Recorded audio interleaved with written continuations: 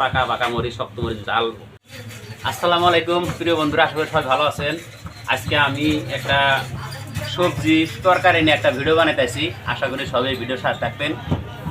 দেখেন, কিছুদিন আগে যে সবজির খুব দাম হয়েছিল, মানুষের একটা সেরকম একটা সমালোচনা ঝড় উঠে গেছিল। সবজির এত দাম হাটে বাজারে ঘাটে সব জায়গায়।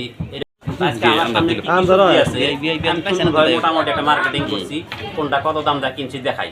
এই টমেটো দেখেন, টমেটো মোটামুটি ধরেন একের থেকে মানে 1.5 মাস আগে আসছিল 80 টাকা কেজি, এখন এটা হচ্ছে 20 টাকা কিলো। 20 টাকা করে আনছি আমি, আধা কেজি আনছি 10 টাকা দিয়ে। এই বাগুন দেখতে পাচ্ছেন, বাগুন মোটামুটি মাসখানেক আগে আসছিল 50 টাকা কেজি, 60 টাকা কেজি, এখন 10 টাকা কেজি।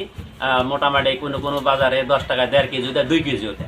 তারপরে এই যে পেঁয়াজ দেখতে পাচ্ছেন, এই যে পেঁয়াজ, এই পেঁয়াজ মোটামুটি এই 1.5 মাস আগে আসছিল আপনার 80 টাকা কেজি, এখন পেঁয়াজ এসে গেছে 30 টাকা কেজি, অনেক জায়গায় 25 টাকা কেজিও পাওয়া যায়। এই যে মরিচ দেখতে পাচ্ছেন, এই যে মরিচ, এই যে মরিচ, কি সুন্দর মরিচ পুরো হয়ে গেছে, বাড়তি হয়ে গেছে।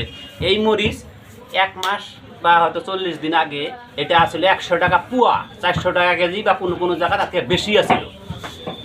এটা এখন মোটামুটি ধরেন 20 টাকা কেজি হয়ে গেছে, অনেক মার্কেটে 15 টাকা কেজি পাওয়া যায়। আলু, এই আলু ধরেন কয়দিন আগে আসলে 60 টাকা কেজি, 1 থেকে 1.5 মাস আগে 60 টাকা কেজি আসছিল, 50 টাকা কেজি ছিল। আলু এখন হয়ে গেছে 20 টাকা কেজি, 25 টাকা কেজি, হয়তো কোনো কোনো জায়গায় 30 টাকা হয়ে যায়। তো প্রিয় বন্ধুরা, আজকের এই সবজি মার্কেটে দেখিয়া আমি একটা বিশেষ আলোচনা আপনার সাথে করতে চাই। যেটা দেখেন, মানুষের যে কোনো জিনিসের যখন মানে দাম বাড়ে, ওইটার উপরে বিশাল একটা মানে সমালোচনা করে।